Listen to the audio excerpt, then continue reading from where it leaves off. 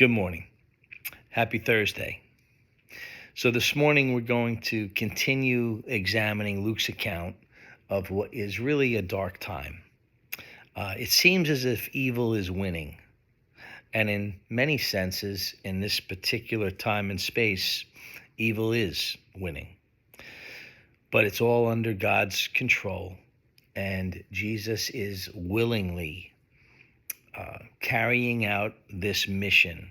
And he's giving himself over to this, not defending himself in any way, shape, or form. And it's so dark that the crowd ends up crying for the release of Barabbas, a real insurrectionist and murderer. We want to pardon him, and we're going to demand that Jesus be executed by crucifixion.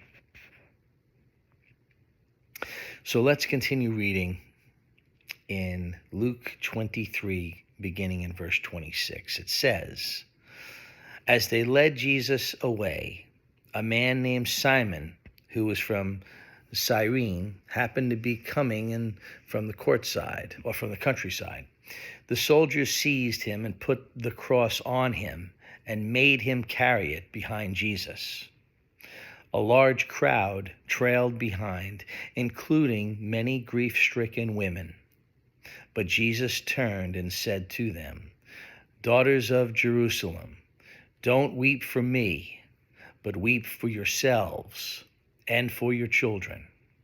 For the days are coming when they will say, fortunate indeed are the women who are childless, the wombs that have not borne a child, and the breasts that have never nursed. People will beg the mountains, fall on us, and plead with the hills, bury us. For if these things are done when the tree is green, what will happen when it is dry?' Two others, both criminals, were led out to be executed with him. When they came to a place called the Skull, they nailed him to the cross, and the criminals were also crucified, one on his right and one on his left. Jesus said, 'Father, forgive them, for they don't know what they are doing.' And the soldiers gambled for his clothes by throwing dice. The crowd watched, and the leaders scoffed. 'He saved others,' they said. 'Let him save himself if he is really God's Messiah, the chosen one.' The soldiers mocked him too by offering him a drink of sour wine. They called out to him, 'If you are the King of the Jews, save yourself.' A sign was fastened above him with these words, 'This is the King of the Jews.' One of the criminals hanging beside him scoffed, 'So, you're the Messiah, are you? Prove it by saving yourself and us too while you're at it.' But the other criminal protested, 'Don't you fear God even when you have been sentenced to death? We deserve to die for our crimes, but this man hasn't done anything wrong.' Then he said, 'Jesus, remember me when you come into your kingdom.' And Jesus replied, 'I assure you, today you will be with me in paradise.' By this time, it was about noon, and darkness fell across the whole land until 3 o'clock. The light from the sun was gone, and suddenly the curtain in the sanctuary of the temple was torn down the middle. Then Jesus shouted, 'Father, I entrust my spirit into your hands.' And with those words, he breathed his last. When the Roman officer overseeing the execution saw what had happened, he worshiped God and said, 'Surely this man was innocent.' And when all the crowd that came to see the crucifixion saw what had happened, they went home in deep sorrow. But Jesus' friends, including the women who had followed him from Galilee, stood at a distance watching. Now, for many of us, it's hard to read this and to really consider this, and yet it's also easy to just read this like a religious story, like it's a story that maybe we're familiar with. We've heard this story before. But it's important to allow ourselves to fully enter into this claim. It's more than a claim. It's factual, because about 2,000 years ago, this actually occurred. And it seems obvious that I would say that, but I have to say that out loud, right? Because it's not just a religious story. It happened. And we know it happened because, again, historians like the writings of Josephus, other secular writers that were not people of faith, they recorded the crucifixion and the brutal execution of Jesus of Nazareth. And they weren't even people of faith. They're just historians. So we know that it happened. Now, crucifixion, it was described as the perfect form of torture. It was pain and humiliation put on display for everyone to see.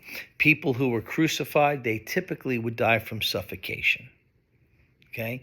And so first of all, why is it that Simon has to carry the cross? Why do they see Simon? Because Jesus has collapsed. He physically cannot carry the cross. And it's not because Jesus is a weak man. He's been weakened by the flogging and the beating. He has been punched. He has been mocked. He has been stripped. He has been whipped. He has had thorns pressed into his head. He's dehydrated. He's weary. He's been psychologically abused. He's been physically abused. And he literally cannot perform the physical function of carrying the cross. So I need you to take in, this is how much he's gone through before he's nailed to the cross. I need you to take that in. So Simon helps him carry the cross up to this place called the skull. And the whole idea of being crucified, you get the nails put into your hands and feet. And the reason you end up dying from suffocation is you're alternating between the searing pain of standing up on your nail-pierced feet and the searing pain of that, so you can fill your lungs with air, only until you can't take the pain. So then you let down so your feet can find relief, only to be hanging with all your weight on your nail-pierced hands. And it's this up and down, deep breaths, not breathing. It's slow. It's not fast. And people are watching. And many people, like the women and the disciples, are watching, standing far back a bit, weeping. I mean, just weeping. But others are watching with glee and with delight. They are enjoying this torture. And this is the environment that God in human flesh is experiencing. The ones he created are murdering him and mocking him. It's so dark. It's so evil. And the beautiful part about this is, I don't know about you, but if that were me up on that cross, when they were mocking me, hey, if you're the Son of God, why don't you come down off that cross? I think I might have taken them up on that request. And I certainly would have opened up a can of wrath on them. Oh, let me show you. Oh, you don't think I can? Because, by the way, he could have done that. The scriptures say that Jesus freely gave his life, that no one demands his life be given, but that he freely lays it down. Now, he does it out of complete obedience to Heavenly Dad, right? But I need you to know that when the devil tempted Jesus and said, "Jump, because you can command an angel, a legion of angels, to come and stop you from falling," the devil wasn't wrong. So even in this moment of incredible pain, Jesus can stop it. He can, but he doesn't. Why doesn't he? What kept Jesus on the cross? His commitment to the mission? Yes. His commitment to his Father? Absolutely. His understanding that if he took himself off the cross, that you and I would be eternally separated from the love of God. You see, ultimately that kept him on the cross. And there's been debates over the years. Who killed Jesus? Who's responsible for Jesus? And then there's people say, well, the Jews killed Jesus. And they say, that's anti-Semitic. And then other people say, well, actually, it was the Romans that killed Jesus. But I think both of those answers aren't really the right answers. Who killed Jesus? You and I did. I killed Jesus in the sense that he did not go to the cross for his own indiscretions and sins and failures. He took my sins and he bore it in his body on the cross. He went on there for me. He stayed on there for you. And ultimately, this is the really twisted thing that we can't get our heads around. Ultimately, who killed Jesus? God the Father killed Jesus. God the Father killed Jesus. And if you go back to Genesis, one of the early prophecies of Jesus Christ was Abraham. Remember Abraham, the father of the Jewish faith? When God said to Abraham, take your son, your one and only son, and sacrifice him. And Abraham is willing to do it. And as Abraham is walking with Isaac, and Isaac's a young man. Isaac's probably late 20s, maybe even 30. He's a man. As they're walking up the hill, Isaac says, what are we doing? And Abraham says, we are going to give a sacrifice to God. And then Isaac says, where is the lamb for the sacrifice? And Abraham says to Isaac, God will provide. And in the story of Genesis, Abraham goes as far as mounting his son on an altar, raising a knife to plunge it into his chest. And notice, the son does not resist. What an obedient son. Talk about trusting your dad. And then right before Abraham follows through on God's command, an unthinkable command, God the Father says, stop. Or an angel says, stop, don't do it. Okay? And then they look in the distance, and caught in the thickets is an animal that is going to replace Isaac as the animal sacrifice. And they go on together, Isaac and Abraham. They do the sacrifice. They worship God. Abraham leaves that day with this incredible sense of the provision and love of God, right? Well, this is the same story, except this time God the Father doesn't say, stop. God the Father says, as he said to Jesus in the garden, Son, there is no other way. You have to drink the cup. And why is it that Jesus had to drink this cup? Because an animal sacrifice never purified people from sin. It never did. The animal sacrifices were symbols and pictures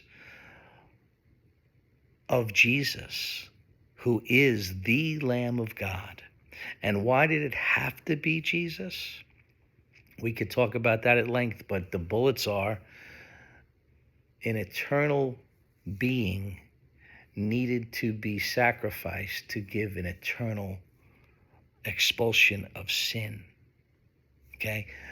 A perfect, sinless being had to be sinless, lest his execution would be just for his own sin. So Jesus was eternal. He's part of the Godhead. That's why he came into, wrapped himself in flesh into time and space. He was sinless. He was not even born through human conception of sex, right? Because then he would be tainted with the sin of Adam and Eve. So he was miraculously conceived through Mary. And then Jesus lived the perfect sinless life. So he's unique. He's the only one who could ever meet all of those criteria. And that's what makes Christianity distinct and unique from any other religion, because every other religion has a form of us saving ourselves, where through certain acts or certain moralities or certain ways of thinking or certain levels of enlightenment, we achieve them, and because we've achieved them, we are rewarded with heaven after we die. Yet Christianity is unique in this, that this righteousness that we need, it doesn't come from inside of us. It's actually a foreign righteousness that exists outside of us. And that righteousness that exists outside of us is found in Jesus Christ. That's why he is our hope. And that's why it is by faith that we are saved. We are saved by grace through faith, lest no one could boast, right? That is our hope. That is our hope. And it was thankfully a picture of the hope of this one thief on the cross. You think about the thief on the cross who's saying to the other thief, don't you fear God? We're up here because our deeds deserve death. But this man's done nothing wrong. And then what is the thief on the cross' only hope? Does he say, but Jesus, I was really good to my mom. I know I was a thief. I know I did this. I know I did that. But I was a good brother. No. He cries out for mercy and says, Jesus, remember me in your kingdom. Belief, this man's done nothing wrong. Jesus, remember me in your kingdom. What were his works? His works were faith and belief. He received the revelation of Christ, and he cried out to it, and he asked for mercy. And Jesus' response is, today you're going to be with me in paradise. It's beautiful. It's beautiful. So take this in. Let the darkness seep in. Let the intensity and the pain of a crucifixion settle you in knowing that he did it on purpose as part of his mission. And he did it in love. He did it in love for his Father, but he did it because you and I are the objects of his love. So the more we look at the cross, and the more difficult it is to look at the brutality of the first century, which it really is so brutal, understand that the better we take that in, the greater our capacity for gratitude, understanding what Jesus did for us is.